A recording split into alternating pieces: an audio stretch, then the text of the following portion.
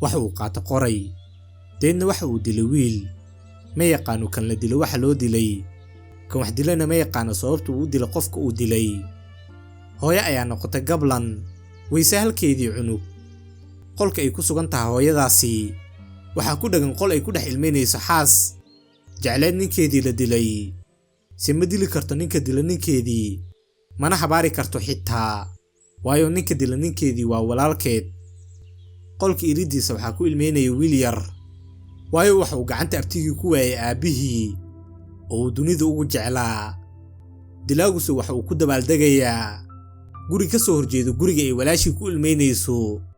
waliba isagoo naftiisa ku tilmaamayo geesi waayo waxa uu dil wiil u dhashay qabiil kale mise oga in walaashii iyo waliba ilmaha uu abtigu u yahay uu ka qaada labada indhood oo ay wax ku arkaan waa sax dagaalku ma go'aamiyay yaa saxan iyo yaa qaldan ee kaliya waxa uu go'aamiyaa ka tagayo iyo waliba ka harayo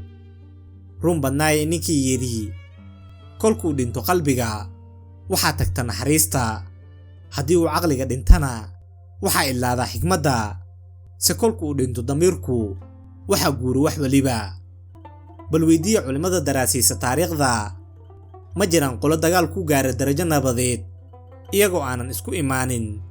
deedna waxba isla meel dhigin diimuhu ma waxay ogol yihiin dilista dadka oo dhan sabab la'aan mise dowladaha ayaa go'aamiyey ka dhimanayo iyo waliba ka noolaanayo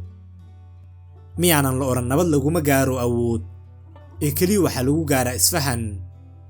maxaa inoo diiday inaynu isfahanno oo aan si wada jira u wada noolaano xilli ay dad kala diin ah kala luqad ah kala dhaqan ah